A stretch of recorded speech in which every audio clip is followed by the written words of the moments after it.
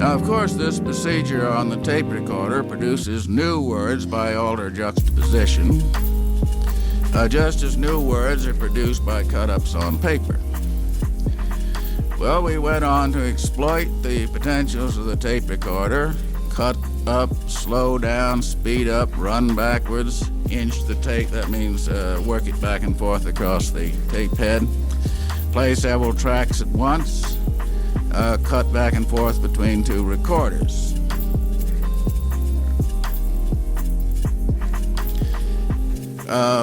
So cut-ups put you in touch with what you know and do not know that you know. Now, of course, this procedure on the tape recorder produces new words by altered juxtaposition.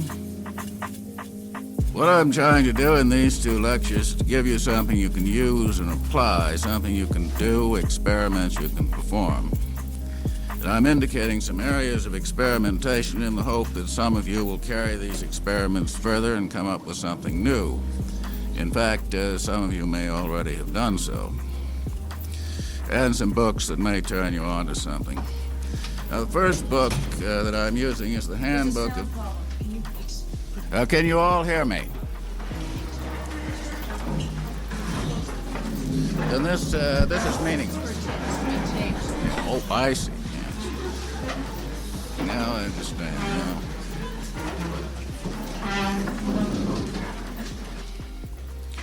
I'll start over. What I'm trying to do in these two lectures is to give you something you can use and apply, something you can do, experiments you can perform. Indicating areas of experimentation in the hope that some of you will carry these experiments further and come up with something new. Perhaps some of you already have. And some books that may turn you on to something. The first book I'm going to use is the Handbook of Psychic Discoveries, which doesn't seem to be in stock in any of the bookstores. But it's on order and will be here, I think, in about 10 days or 2 weeks. How many of you read the first book, the Handbook of Psychic Discoveries, Behind the Iron Curtain? Yeah. Well, this is a sequel to it, which is a real how-to book, how to do Carillion photography or whatever, with the equipment necessary. And what I'm going to be discussing is tape recorder experiments. And this book gives a very clear, concise summary of the experiments with which I will be discussing during these lectures. It's chapter 15, Your Tape Recorder, a Tracking Station for Paranormal Voices, ? It seems that recordings made with no apparent input have turned up unexplained voices on the tape. I'm quoting from the book. Voice phenomena are done with a tape recorder and microphone set up in the usual way and using factory fresh tape. No sounds are heard or emitted during the recording, but on replay, faint voices of unknown origin appear to have been recorded. Visible speech diagrams and voice prints have confirmed that these actually are recorded voices. And the most complete source book is a book called Breakthrough by Constantine Raudive. That's actually pronounced Raudive. It's Latin. But I think I'll just stick with Raudive or Rowdy for short. Published in 1971 by the Taplinger Publishing Company in New York City. Well, Raudive was one of the pioneer researchers in this area, and he has recorded 100,000 phrases, selections from which are transcribed in his book. And other investigators have obtained similar results, including Dr. Walter H. Uphoff, who teaches parapsychology at the University of Colorado here in Boulder. I've been trying to contact him, but haven't been able to reach him yet. And these voices do seem an appropriate topic to take up at the Kerouac School of Disembodied Poetics. Before discussing the experiments carried out by Rowdy, I will describe experiments performed with Brion Gysin and Sommerville 12 years before Breakthrough was published, and in fact before it was written. Now, these experiments started not on tape recorders, but on paper. In 1959, Brion Gysin said that writing is 50 years behind painting, and applied the montage technique to words on a page. And this technique had already been used in painting at that time for 50 years. It was, in fact, kind of old hat in painting. For a more detailed description of the method, I can refer you to Loca, where a lecture I gave last summer at Naropa has been transcribed. Brion copied out phrases from newspapers and magazines, then took a scissors and cut these selections into pieces and rearranged the fragments at random. And these cut-up experiments appeared in Minutes to Go in 1959. And I'll read you a few selections so you can get the idea of the style and what they sound like. September 1959, a collage from the Paris Herald Tribune, the London Observer, the London Daily Mail, Life magazine advertisements. Now, this cut-up was made by Brion Gysin, and there's not a word of his own in it. It comes entirely from the source material. It is impossible to estimate the damage. Anything put out up to now is like pulling a figure out of the air. I'm going right back to the Sheraton Carlton and call the Milwaukee Braves. Miss Hannah Pugh, the slim model, drew from a piggy bank, a talent which is the very quintessence of the British female sex. Ahead, ahead, ahead, they chanted in Newark, Honolulu, Aris, Ohm, Austin. Tobacco is our middle name. There seemed little doubt, however, that Mr. Eisenhower said, "I weigh 56 pounds less than a man," flushed and nodded curtly. Asked whether he had had a fair trial, he looks inevitable and publishes, "My sex was an advantage." He boasted of a long string of past crimes, highlighted by a total eclipse of whoever stood in his path when he redid her apartment. Rich because beautiful bought brain. I said, bravo. To think that 1 million men were fitted into long slots in an absurd position for the highest products of creation. Crowds stopped the traffic, and it took more than 30 police to disperse them. Captain Barron was arrested today in the murder at sea of Chicago. He is one of the great Americans to see people from the front and kept laughing during the dark. He streaked across the sky like a comet and crashed. Witnesses from a distance observed a roaring blast and a brilliant flash as the operator was arrested. A petite, blue-eyed blonde streaked across the sky and clashed with Glasgow police. She had wielded the gavel with a walrus mustache and was thrown overboard. Her father, a well-known artist until a bundle of his accented brushwork blew up in the sky, said, "We can't do that yet. The reason I'm not buying a new couch is to save money. She should have known better. If I'd known you were coming, some looks are simply good right there." You hit her in the new revised edition of After the Great Awakening. The sure way is with arrangement and also military appeal. Deep-eyed features and the rapt faces of discursive charm come from the sheer shining color of police. I, Sequin, perfected this art along the Tang dynasty. Might be just what I am look. Now, that was made by Brion, and here's one that I made, and you'll see that they have, although the same criteria applies, that there's no words of our own in either one of these, but the selection, the whole thing, will be different from one person to another. This is from San Diego up to Maine, and it's time in New York Herald Tribune, cut up of articles on juvenile delinquency. The solemn accountants are jumping ship, sir, all of them, sir, and the last skimpy surplus, sir. Room for one more outside, sir, they said, and plunged 7th teenage future Molotov cocktails, last seen swimming desperately in sewage. Allies wait on knives. Valiant crowns do a short 22 and heavy commitments. The Caribbean swells to a roar. A Negro snapped the advantages. Our show went on, we're proud of it. Who was rape and idleness? Anyone over homicide big enough to take punishment, Wisconsin. Milwaukee, convicted of later and lesser crimes, pudgy and not pretty. The words included assault, murder, stratosphere, and his feet devoid of reality. Will Hollywood never learn? Unimaginable disaster, royal knights, teenage, future time. And I'll read one more short selection here. This was also my cut-up material. 1 ounce, said the druggist, of shit burned down the city. Savvy shit. Had a book he gave out. Ish Derby, they were drafted. Mark's 4th day.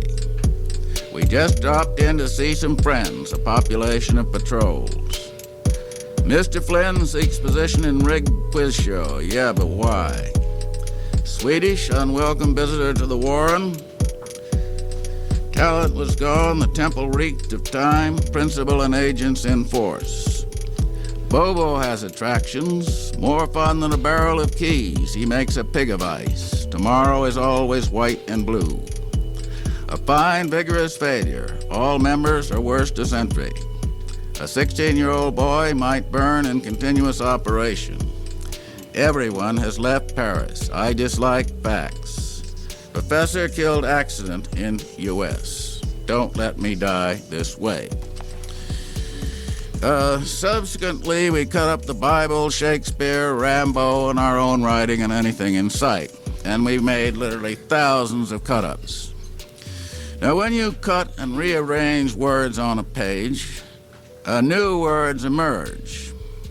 For example, you have HA on one cut page, and you place this with another cut section, and the line falls on T, cut from another word, and you now have the word hat, which was not in the original text. A new word has been created by cutting the text, and words change meaning.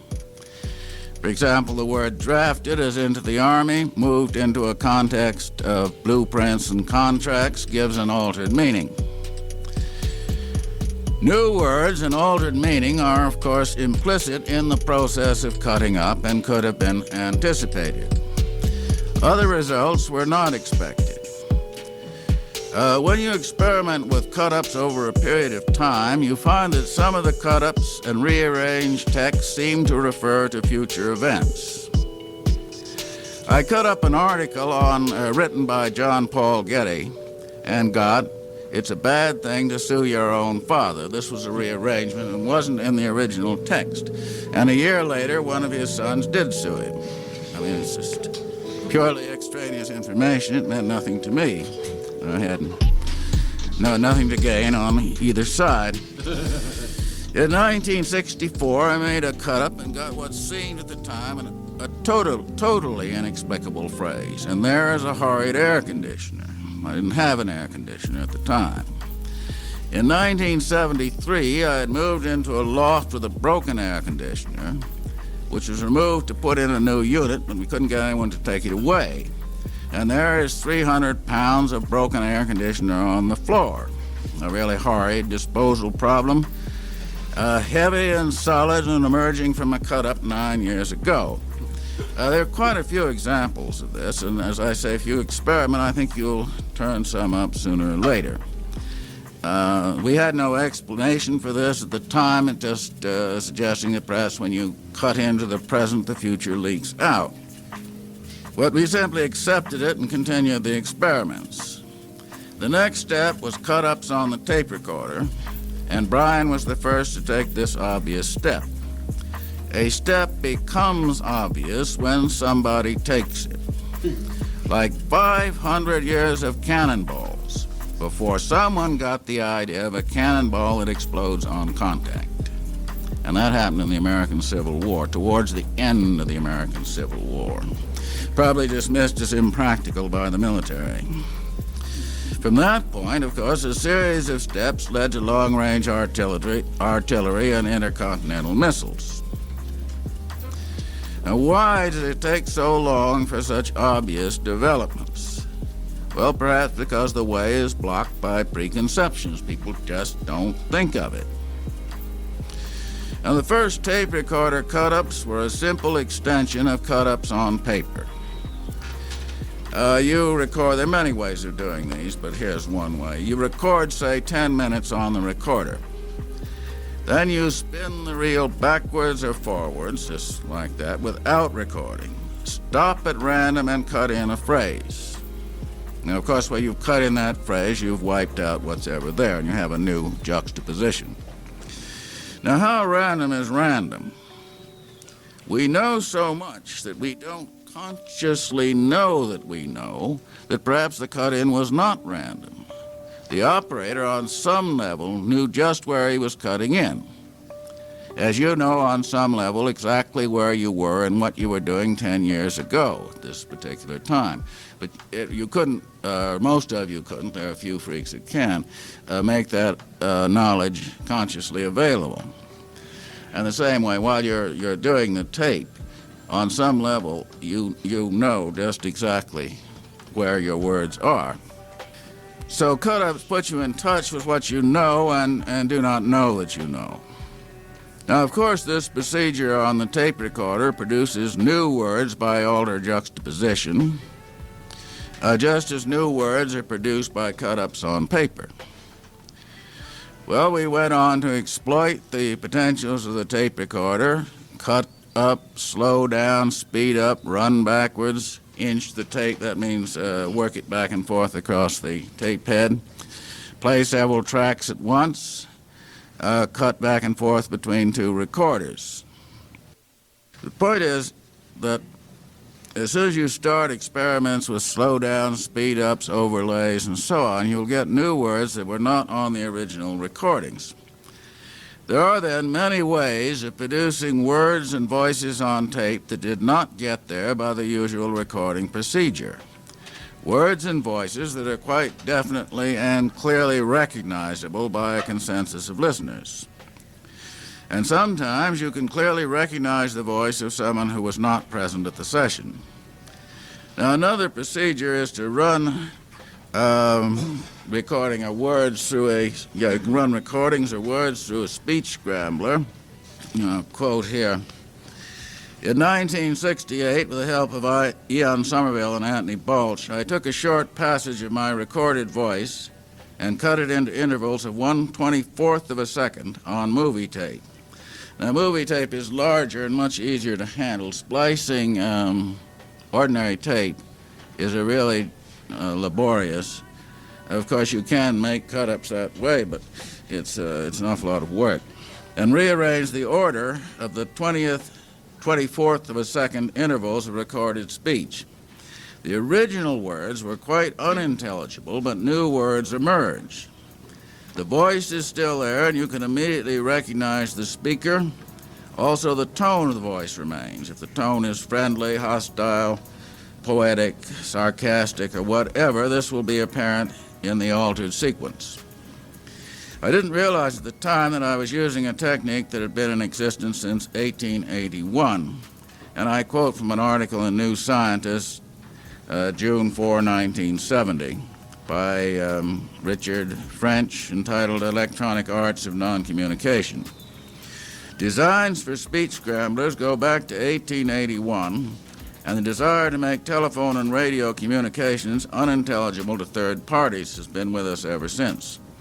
The message is scrambled in transmission and then unscrambled at the other end. There are many of these speech scrambling devices that work on different principles. In another device, the signal is chopped up into elements a tenth or a hundredth of a centimeter, and these elements are taken in groups of frames and rearranged in a new sequence.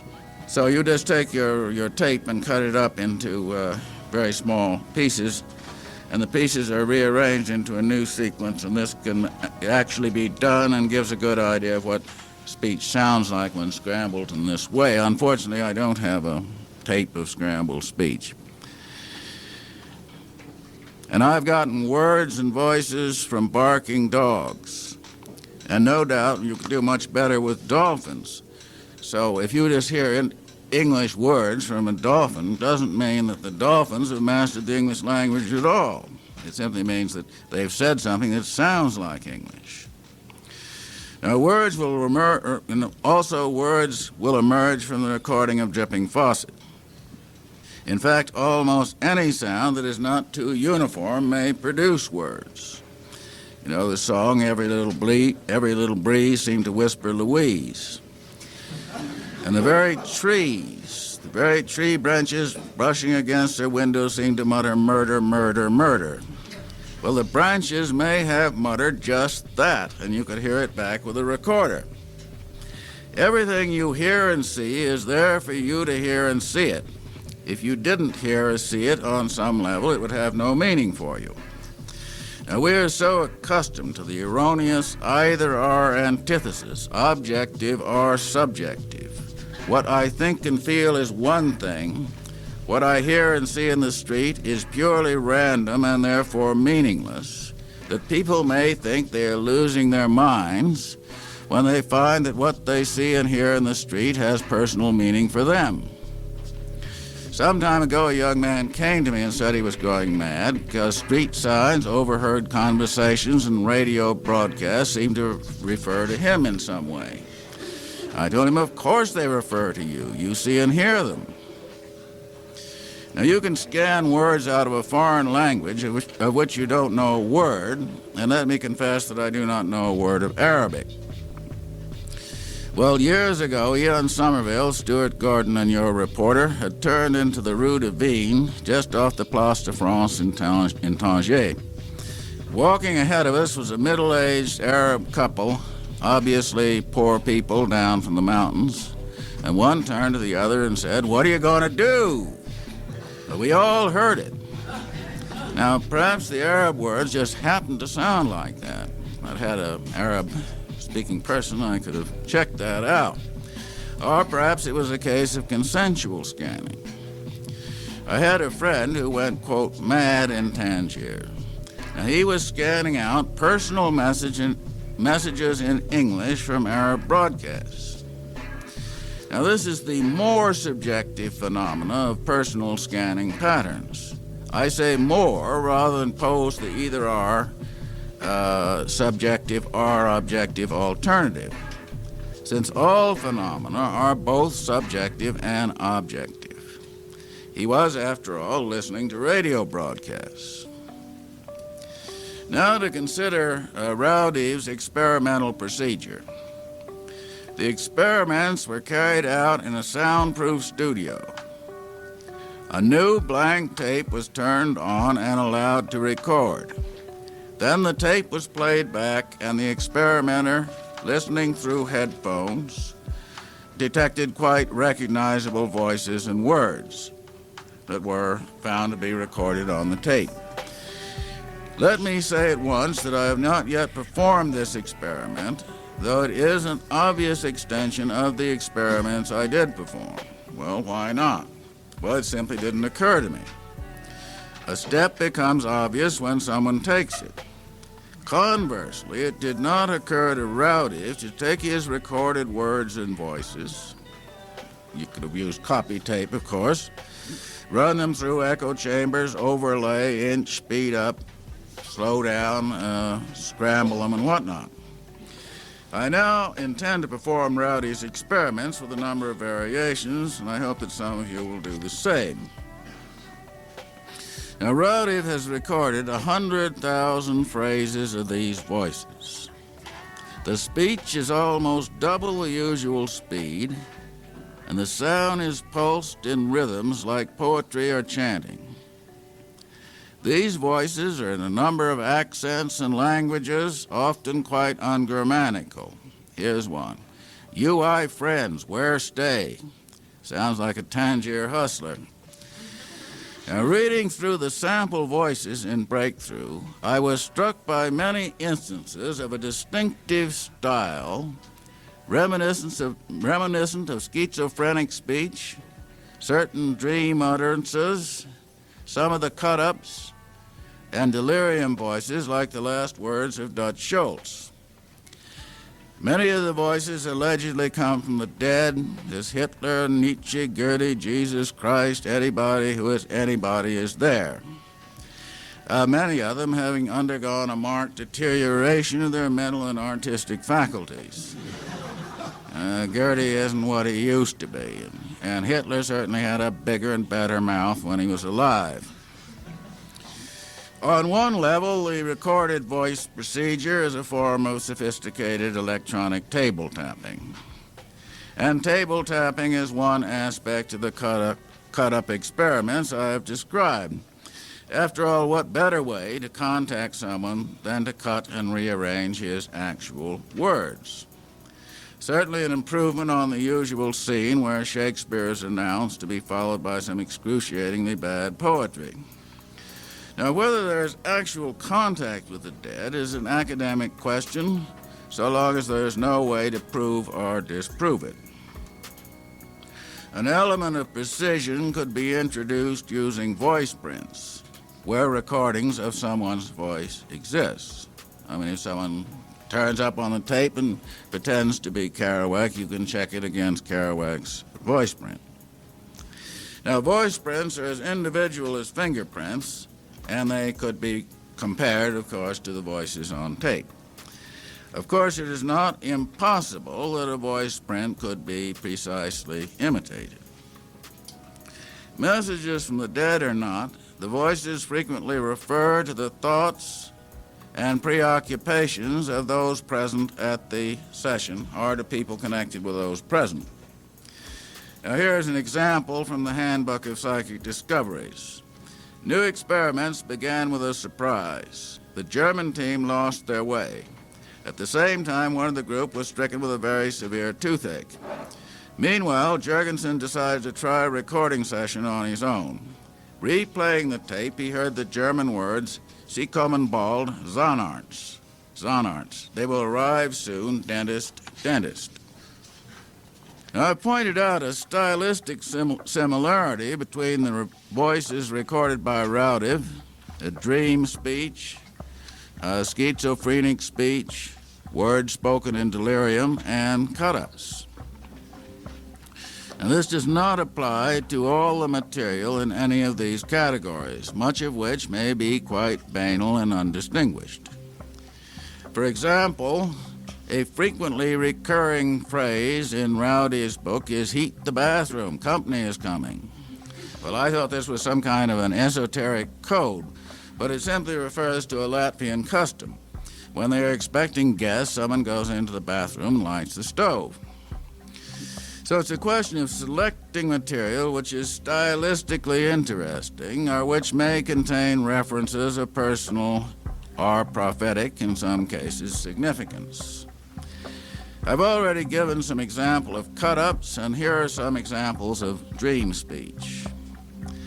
This first one is from one of my students at New York City College who encountered Hemingway in a dream and asked him how he could be there when he is dead. And Hemingway replied, "We can come out when shadows cover the cracks." And these are mostly from my own dreams. "You need black money here. We still don't have the nouns. Do you like to get lost or patrol cars? The symbol of the skull and the symbol of soap turn on the same axis. Can't you keep any ice? The Inspectorate of Canada is banging on the door. I suppose you think Missouri is a lump. You have an Air Force appetite. The lair of the bear is in Chicago. The unconscious imitated by cheesecake. A tin of tomato soup in Arizona. Where naked troubadours shoot snotty baboons. Green as a man to Phil as a boy. I can take the hut set anywhere. A book called Advanced Outrage. An astronaut named Platt, first American shot on Mars. Life is a flickering shadow with violence before and after it. A good loser always gives up control for what the situation would be if control wasn't there to look around in it. That there wasn't any question of control. And here are two examples of dream slang. An ounce of heroin is a beach. You can lay around in it for a month. and to camel is dream slang for fuck. Unfortunately, I do not have examples of schizophrenic speech, just a few from my memory, and collecting this material would be a very useful project. And I just have two here that I remember. Doctorhood is being made with me. It's stylistically similar to the Inspectorate of Canada. Radius, radius, it is enough. And here are a few quotes from the last words of Dutch Schultz. He was shot on, I believe, Thursday in 1935, and he died 24 hours later, and there was a police stenographer at his bedside the whole time. About 2,000 words, I'm just giving you a very few. And he had a temperature of 103, he'd been shot through the liver. The glove will fit what I say. If we wanted to break the ring, I get a month. He was a cowboy in one of the 7 days a week fight. In the olden days, they waited and they waited. Let me in the district. Please let me get in and eat. This is something that should not be spoken about. Be instrumental in letting us know. No, it is confused and it says no. A boy has never wept nor dashed 1,000 kim. That's supposed to be the most enigmatic line. I wonder what the police made of it. Please crack down on the Chinaman's friends and Hitler's commander. Mother is the best bet, and don't let Satan draw you too fast. They are French people. It was desperate, I am wobbly. I don't want harmony, I want harmony. Open this up and break it so I can touch you. The Baron says these things. Come on, open the soap ducats. The chimney sweeps take to the sword. French-Canadian bean soup. I want to pay, let them leave me alone. Now here are some of the phrases from Rowdy's book, and I have taken these phrases out of what might be called a minimal context, because they weren't really very much in context anyway for illustrative considerations. Cheers, here are the non-dead. Here are the cunning ones. We are here because of you. We are all longing to go home. Politics, here is death. Take the grave with you. It snows horribly. We see Tibet with the binoculars of the people. Give reinforcement. Diminish the stopper. Sometimes only the native country loves. I am expensive. We are coordinated. The guard is manifold. You belong probably to the cucumbers. Telephone with restraint, comrade. It is difficult in train A. Covering fire. Send orders. Are you without jewelry? A lecture is taking place here. We have become accustomed to our sick ones. Get out of the defensive position. Speed is required. Leave it in full gear. Have done with the seemingly apparent. Pleased to use studio postulated to you. Faustus, good morning. I demand our authorities. This is the ants' language. Identity card, passport, buying death, obey death, bring a halibut. You can refuse. It is permitted. A pistol is our man. This is operational. Even the wolves do not stay here. Into battle, the long life flees. We ignite. It is bad here. Here the birds burn. Are you without jewelry? It smells of the operational death. Knowledgeable Goth, the deed of the future. Believe, separated, here is eternity. The far away exists. You are the contract. Are you in salt? We have been looking all over the place for human beings. Oh, good, the sea. Professor of non-existence, the body is evidence of the spirit, the natural key. We are the language here. The doctor is on the market. Good evening, old chap. Are you making mummies to standard? It is enough. Reason submitted, called at a bad time. This is operational even in the middle. With binoculars at the border, you have nevertheless to fetch our clothes. Prepare trousers in the bathroom. Why are you a German? Clean out the earth, the new Germany. Hitler is a good animal-infesting louse. Have you stolen horses with him? Yo siento, man, pricks buena cosa, man. Draw the spirit to the plata. Hurry to make the flutes. Faxius, I am practically here. A good crossing. The earth disintegrated. It sounds very much like some kind of a code, and I try to interpret some of it. Now, we see Tibet with the binoculars of the people. Now, this means something to me because in 1970, about the time that these recordings were made, I wrote a story about a Chinese patrol who find a Tibetan monastery taken over by the CIA to test a radioactive virus. I'll just read a paragraph from that. The scouting party stopped a few hundred yards from the village on the bank of a stream. Yen Li studied the village through his field glasses, through the binoculars of the people, while his men sat down and lit cigarettes. The village was built into the side of a mountain. The stream ran through the town, and water had been diverted into pools on a series of cultivated terraces that led up to the monastery. There was no sign of life in the steep, winding street or by the pools. He lowered his glasses, signaling for the men to follow. The men crossed a stone bridge two at a time, covered by the men behind them. If any defenders were going to open fire, now would be the time and place to do it. Beyond the bridge, a street twisted up the mountainside. On both sides there were stone huts, many of them fallen into ruins. Keeping to the sides and taking cover behind the ruined huts, Yen Li became increasingly aware of a hideous, unknown odor. He motioned the patrol to halt and stood there sniffing. I think he was smelling the pickle factory. You belong probably to the cucumbers. I don't know how many of you are familiar with the term used to designate the CIA. It was the pickle factory. He works for the pickle factory means he's a CIA man. I think this designation was mentioned in Time or Newsweek, and I had already heard it from some acquaintances in the CIA. Well, what would be the derivation of the term? To be in a pickle is to be in a quandary or in a bad spot, and what is the CIA manufacturing but bad spots and quandaries? So I think it's quite possible that that is the reference. Yes. You got it? Okay. Telephone with restraint, comrade. Watch what you say over the phone. The cucumbers are listening in. Are you without jewelry?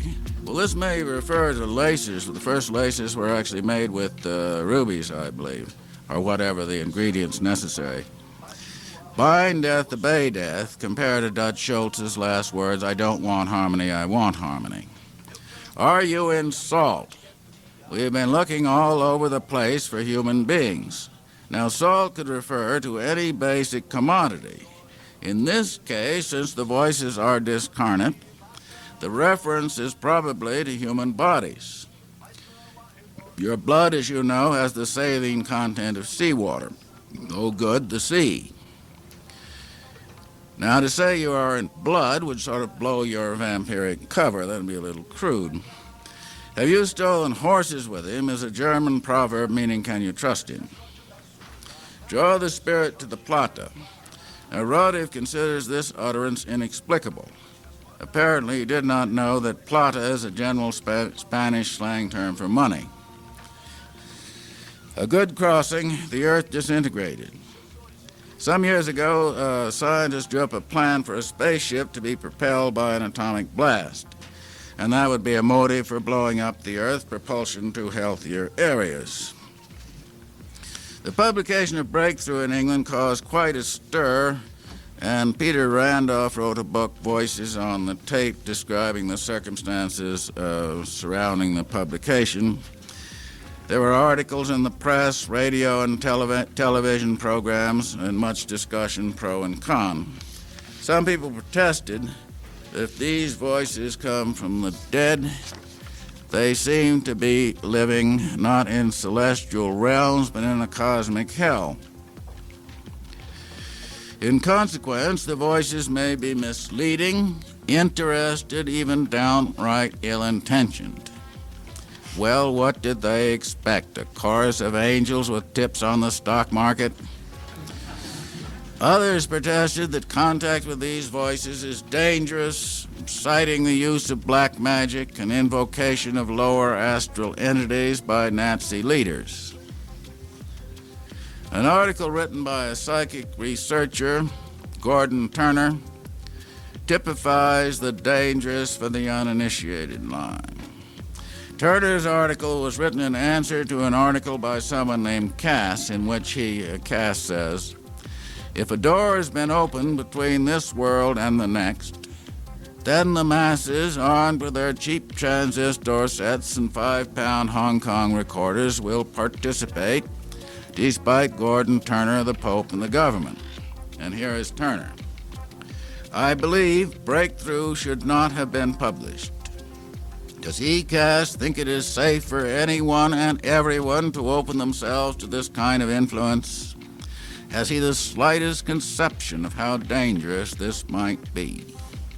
Dangerous to who exactly? When people start talking about the danger posed by making psychic knowledge available to the masses, they are generally trying to monopolize this knowledge for themselves. In my opinion, the best safeguard against the abuse of such knowledge is wide dissemination. The more people that know about it, the better. A large number of independent researchers is the best insurance against monopoly and misuse by power-oriented groups or individuals. The time has come to dump all these secrets on the table. Secret weapons, secret doctrines, the lot.